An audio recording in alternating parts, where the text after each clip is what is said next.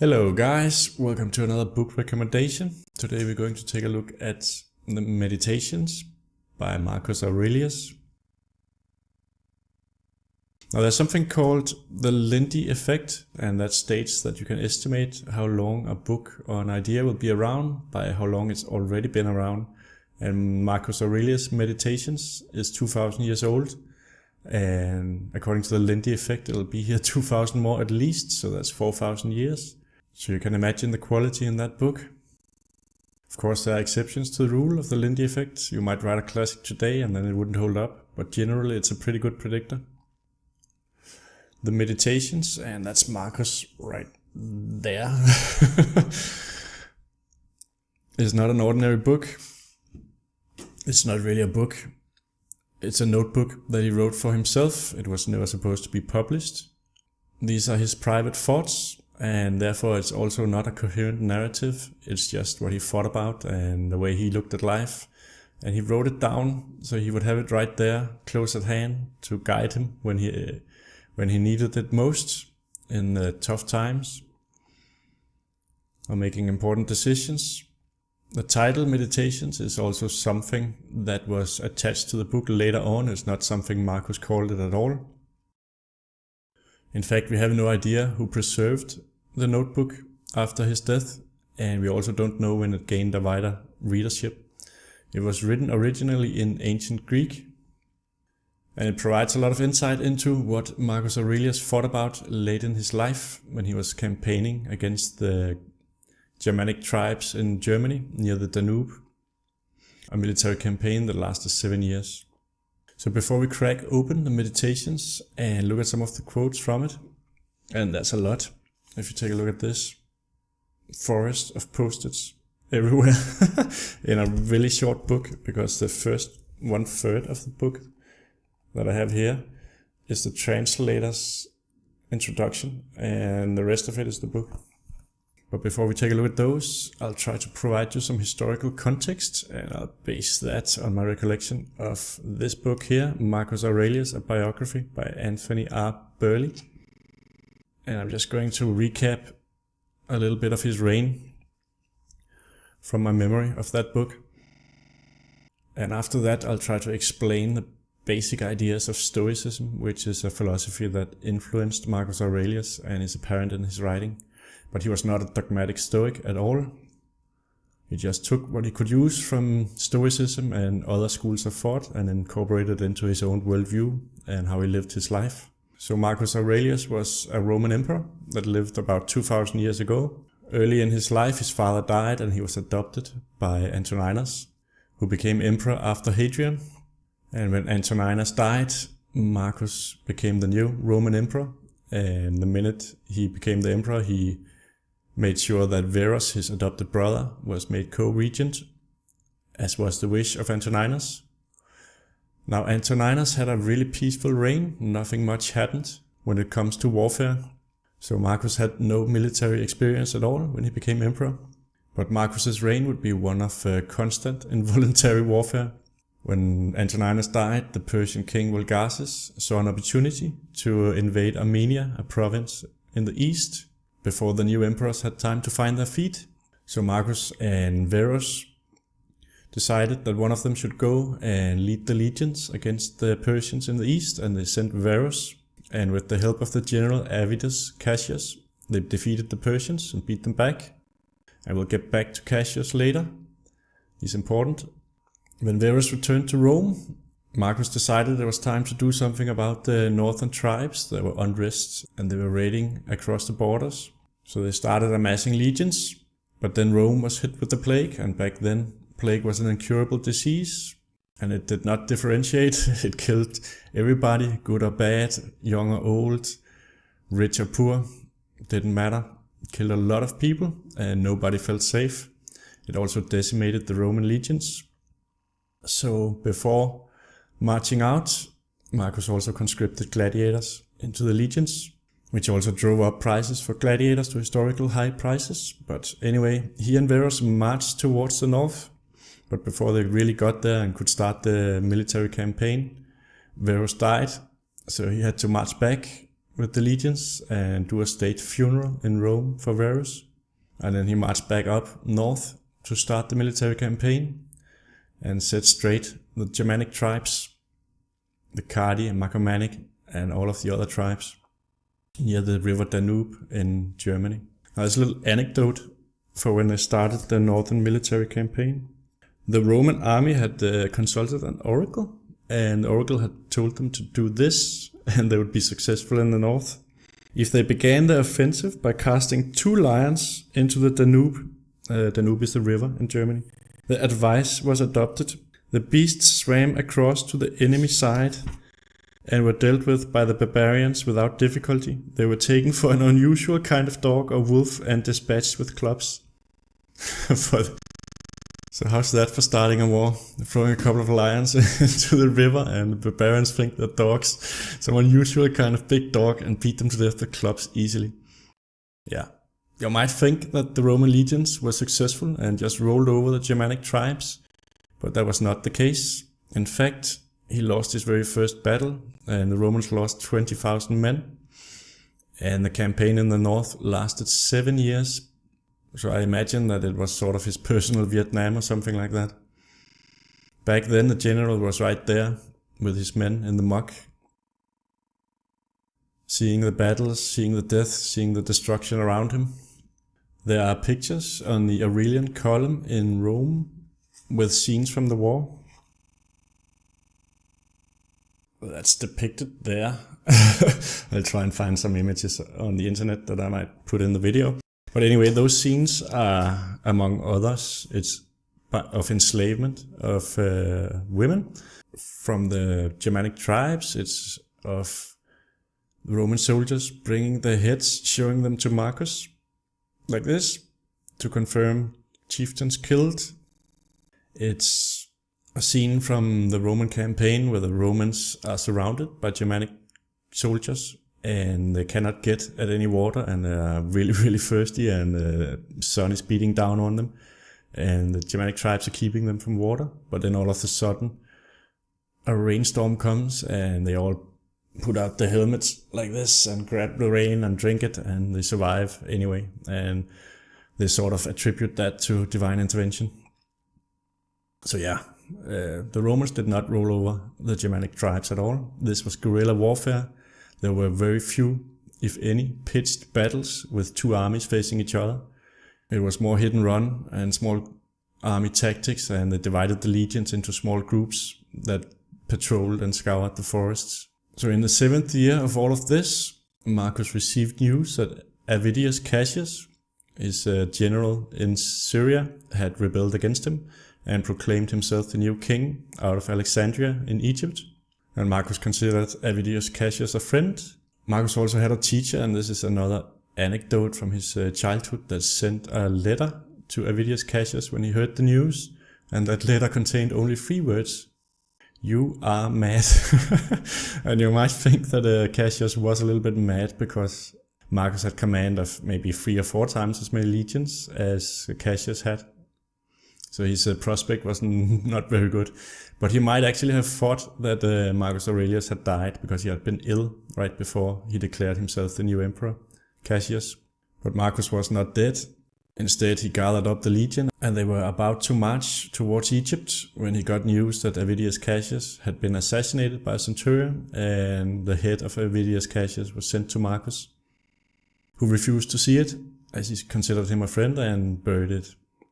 Marcus had originally intended to stay longer in the north, but this turn of events cut the campaign short, and he traveled to Egypt in order to restore the relations down there and cement all of these provinces in northern Africa and around as part of the Roman Empire.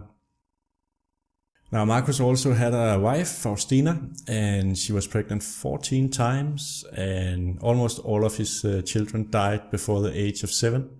I think 4 or 5 survived. Only one son named Commodus, and he was not very old. I think he was a teen, early teen, when Avidius Cassius declared the rebellion, and Marcus was rather ill. So Marcus promoted Commodus up the ranks and made sure that he would be next in line in case he died or was assassinated or anything like that, so the civil war could carry on. When Marcus died at age 58 of natural causes from an illness, Commodus succeeded him. And I think Commodus ruled for 8 years or something like that, but he became a tyrant and was assassinated. And some people fault Marcus for having appointed him, but I don't really see that he had a choice when Cassius declared his rebellion. So in the midst of all of this misery, adversity and war, and in the forest of Germany, fighting on the Danube, being away from Rome for 7 years, he wrote Meditations.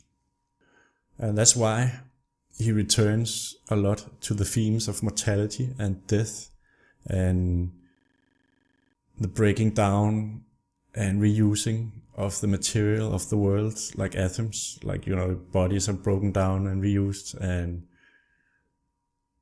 the purpose of life and duty and how to live the good life in face of adversity. And since the Meditations is not a coherent narrative, he will return to the things that occupied him most at the time. So you'll get different riffs of the same themes. Marcus was heavily influenced by Stoicism, which is an ancient philosophy. And philosophy back in ancient times was not, you didn't sit down and write a master thesis.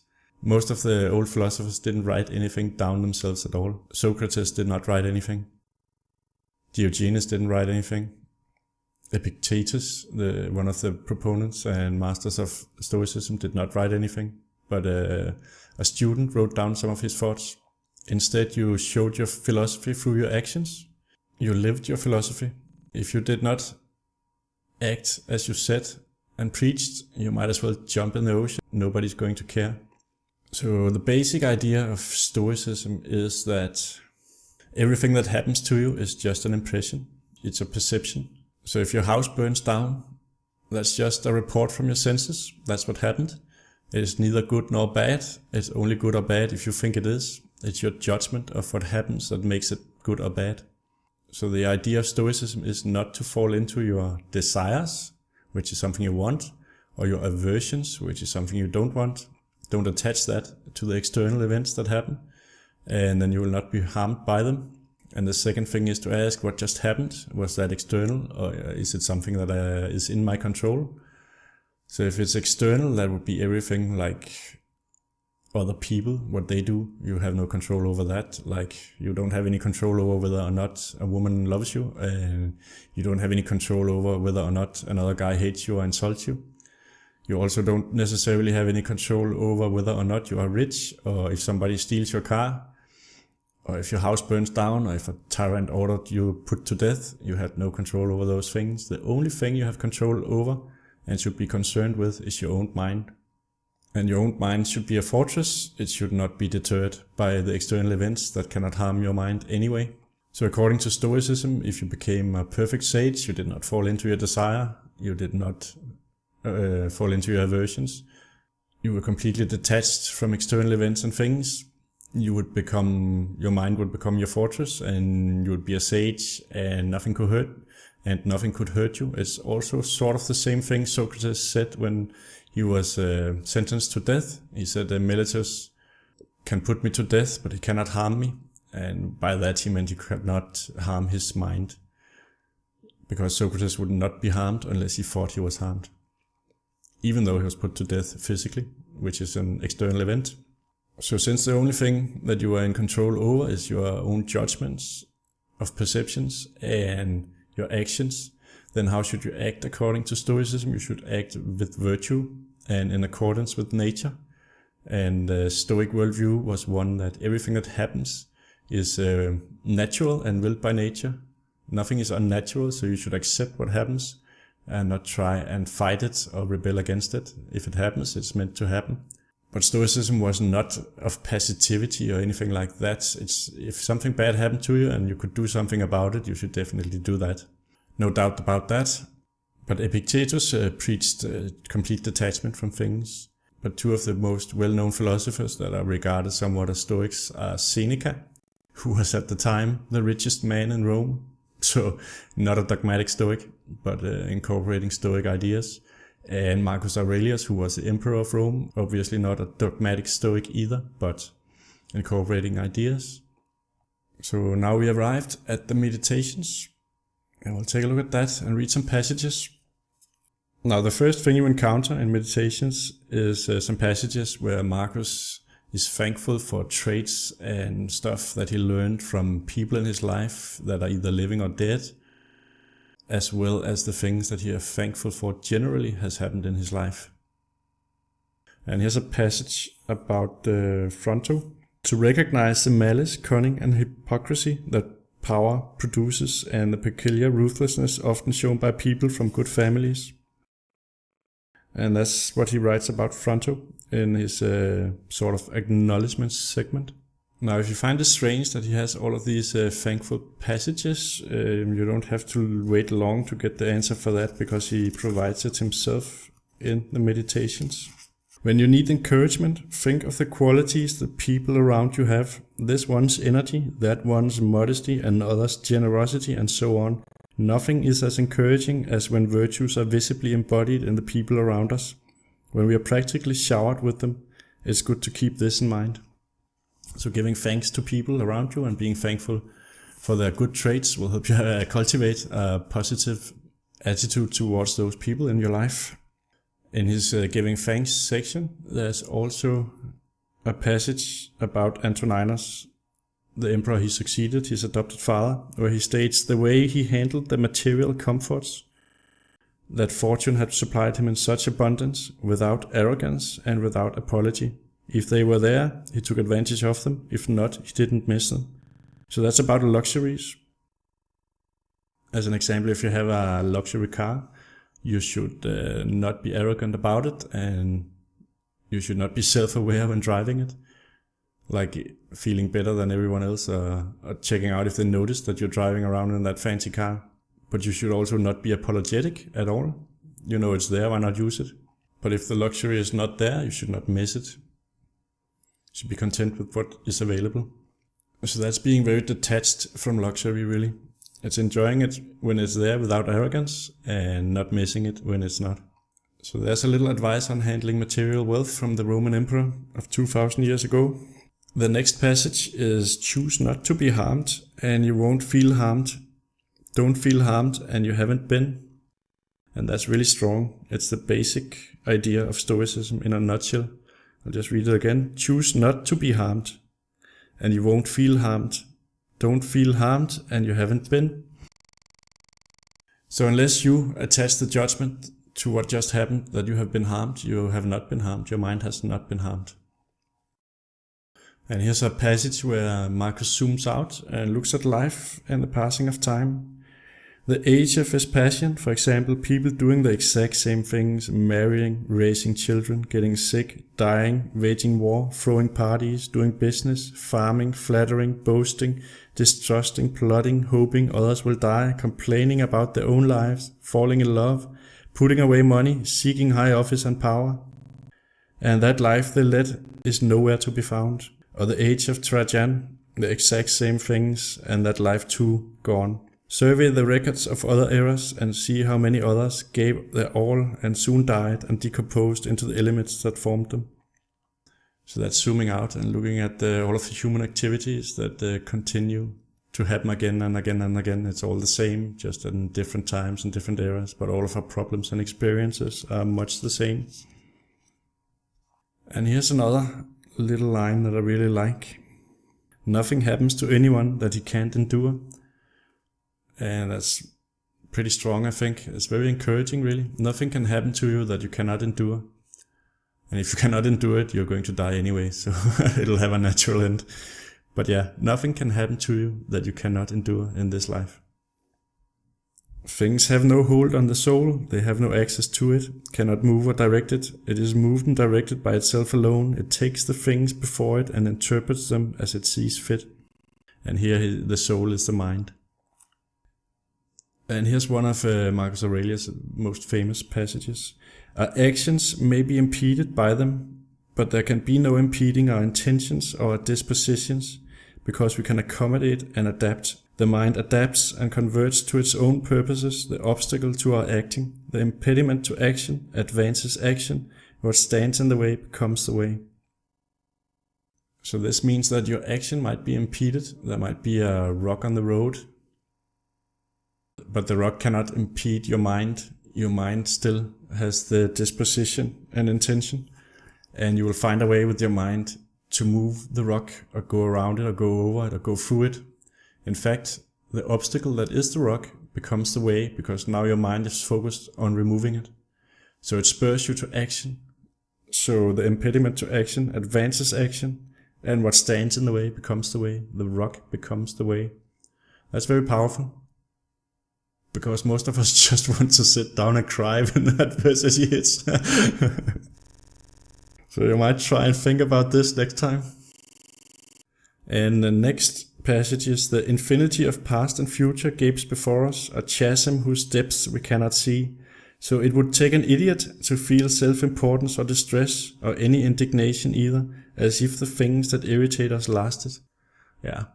And here I remember another story, that a king once told all of his wise men to come up with a sentence that is applicable in any situation. And what they gave him is, "This too shall pass." And that's applicable to everything. You know, if you're having a really bad time, this too shall pass. If you're the king of the world, this too shall pass. And I think that's a little bit like what she's saying here.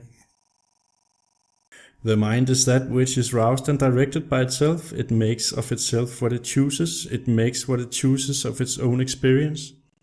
And I think that's a little bit like saying the mind can make heaven of hell or hell of heaven.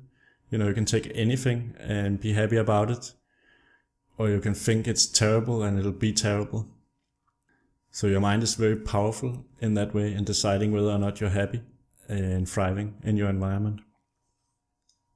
And here's a passage about seeing things like they really are. You know, being objective in your perception and not attaching all of your own ideas to it before you have really figured out what it is.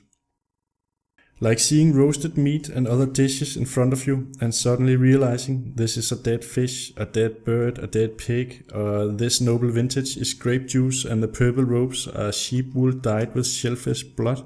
Perceptions like that, latching onto things and piercing through them so we can see what they really are, that's what we need to do all of the time, all through our lives when things lay claim to our trust. To lay them bare and see how pointless they are, to strip away the legend that encrusts them. Pride is a master of deception. When you think you're occupied in the weightiest business, that's when he has you in his spell. And here's another passage where Marcus sort of asks who had the better life, the tyrants or the sages. Alexander and Caesar and Pompey, compared with Diogenes, Epictetus, Socrates, the philosophers knew the way, the what, the how. Their minds were their own, the others, and nothing but anxiety and enslavement. Anxiety and enslavement to external causes. And Marcus is very well aware that power corrupts and you need to do something actively to counteract that corruption, or you will certainly slide into being enslaved by your pleasures and your desires and becoming a tyrant. And here's another passage about finding the good in the bad that just happened. Just as nature takes every obstacle, every impediment, and works around it, turns it to its purposes, incorporates it into itself, so too a rational being can turn each setback into raw material and use it to achieve its goal. So what he means here is that the mind has the capacity to do a lot like nature. If you build a house on nature, it will slowly grow up around it and incorporate it into itself and break it down and use it for something good. Something according to nature. Or fire will spread and envelop obstacles in its way. So if you have a problem, look for something good in it that you can use to your advantage. If you look hard enough, there might be something. As an example, if you're hit with adversity, that might be an opportunity to practice virtue. If somebody insults you, that's an opportunity to practice not caring about someone insulting you. It's not necessarily bad. It might also provide you with an opportunity to use that against him somehow. If something burns down, maybe that's an opportunity to build something better. Don't let your imagination be crushed by life as a whole. Don't try to picture everything bad that could possibly happen. Stick with the situation at hand and ask, why is this so unbearable? Why can't I endure it? You'll be embarrassed to answer. Then remind yourself that past and future have no power over you. Only the present, and even that can be minimized. Just mark off its limits.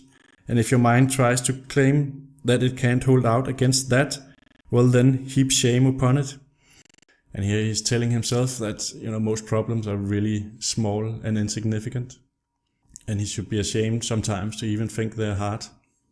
The mind without passions is a fortress. No place is more secure. Once we take refuge there, we are safe forever. Not to see this is ignorance. To see it and not seek safety means misery. So there we are back to Stoicism again. Nothing can hurt your mind unless your mind thinks it's being hurt. And here's a passage I really like. The cucumber is bitter, then throw it out.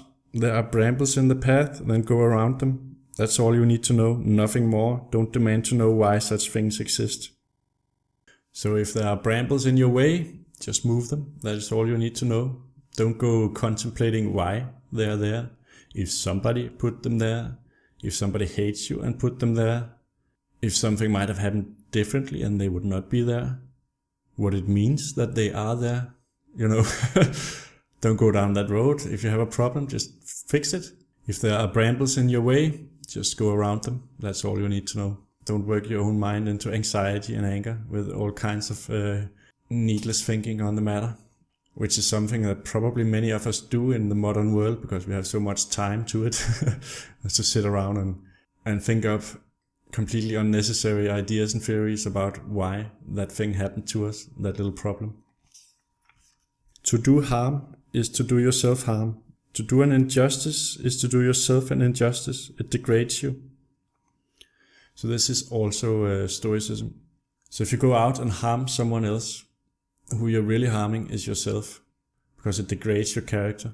So if you go out and beat a man because he looked at you funny, you're really hurting yourself, destroying your own soul good, your virtue, and it'll be easier for you and you'll start sliding into the darkness.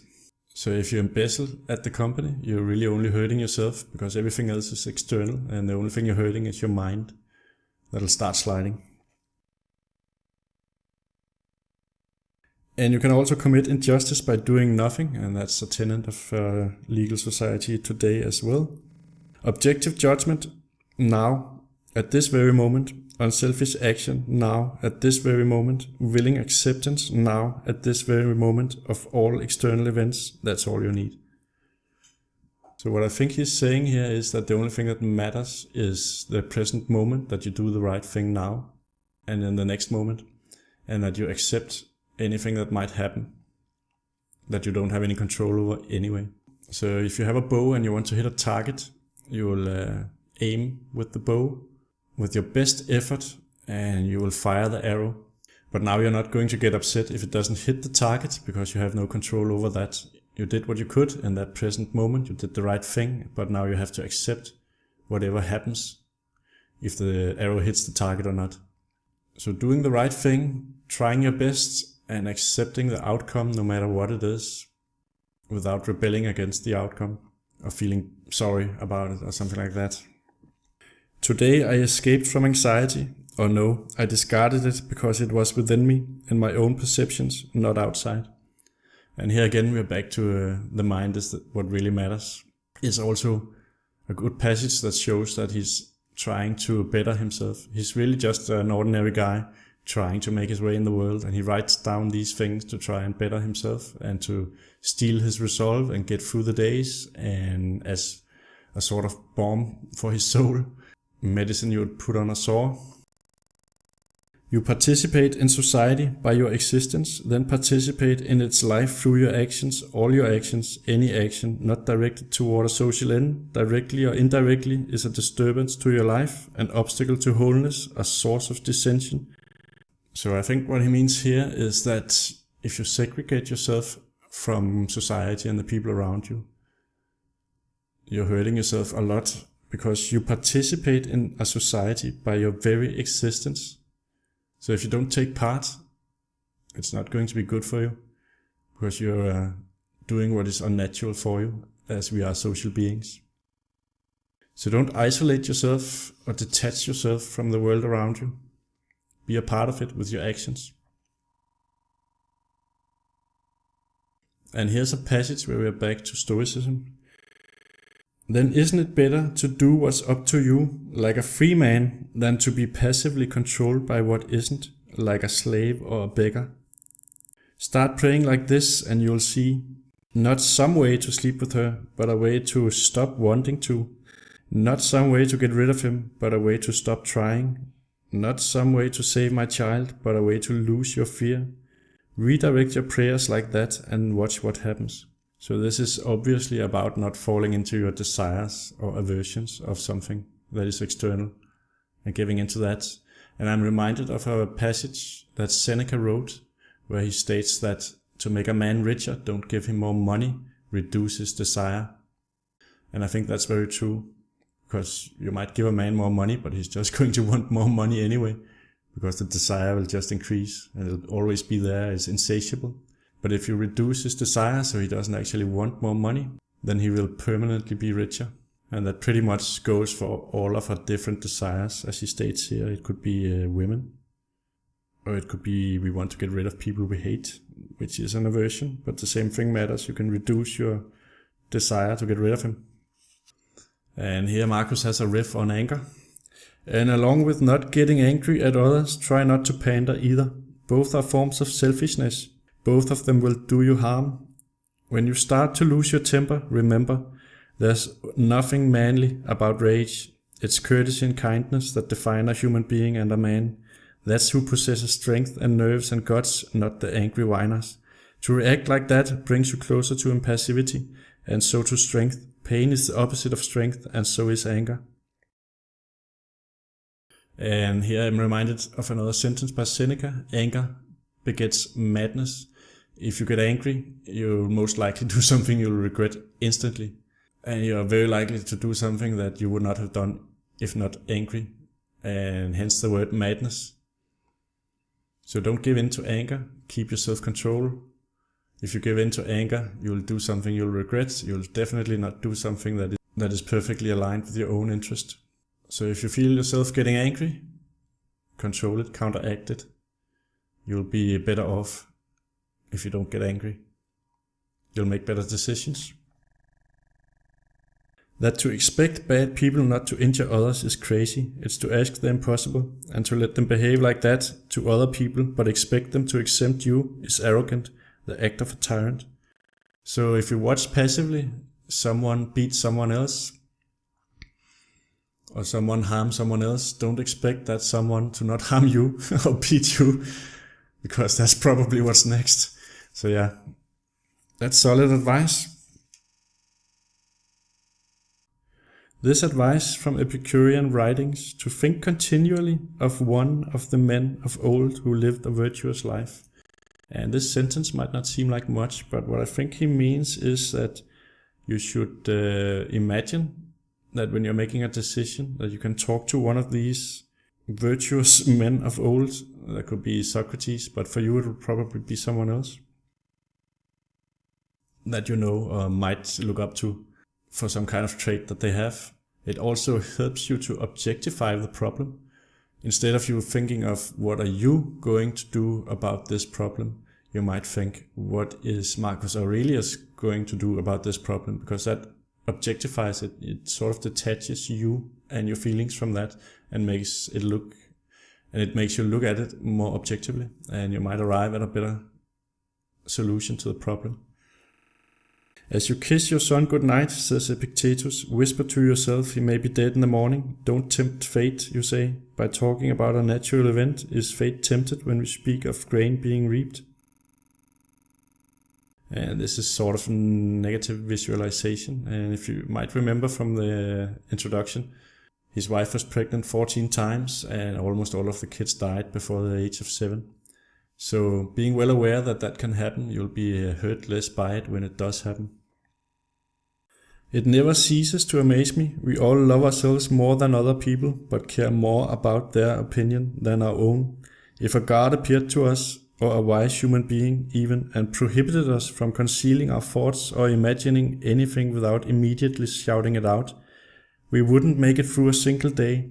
That's how much we value other people's opinions instead of our own. And that's just an observation, really. And a very good one at that. So now we made it to the end of the book, and I really only covered maybe 10% of what I think is great in this book. But we'll leave off with the very last entry in his notebook before he stopped writing. You have lived as a citizen in a great city, 5 years or 100, what's the difference? The laws make no distinction. And to be sent away from it, not by a tyrant or a dishonest judge, but by nature, who first invited you in, why is that so terrible? Like the impresario ringing down the curtain on an actor, but I've only gotten through 3 acts. Yes, this will be a drama in 3 acts, the length fixed by the power that directed your creation and now directs your dissolution. Neither was yours to determine, so make your exit with grace, the same grace shown to you. So that's about your attitude and showing grace in death, because it will come, and you have no saying about it. So embrace it and accept it willingly when it does come. So these are some of the thoughts of Marcus Aurelius, and I hope it sparked an interest, a curiosity in your mind, so that you will be compelled at some point to pick it up and read it for yourself. Because there is no substitute ever for going to the original texts, and a lot of these entries are very vague, so you might read something else into them than I do. And there's a wealth of mental jewels to be had in this book. The Meditations by Marcus Aurelius, and you should read the Gregory Hays translation if you don't want to deal with thou shalt, thou art, that kind of old English language. And also this translation is excellent, it's very concise and easy to read, and his introduction is also very good and sets the stage for Marcus Aurelius, a little bit about him, and Stoicism, a little bit about that. And if you want to know more about Marcus Aurelius after having read that book, you can go here to Marcus Aurelius A Biography by Anthony R. Birley. I read that, and it gave me a better understanding of why Marcus Aurelius returns to the topics that he does in Meditations. There are also a lot of the letters that Marcus Aurelius wrote, especially in his youth, to his teacher Fronto, his rhetoric teacher, in happier times. Alright guys, that's the book. It's my favorite book of all time. Pick it up, read it. Let me know what you think in the comments about this video, the books, if you read them, or anything else you like. Thank you for watching, and I'll catch you all next time.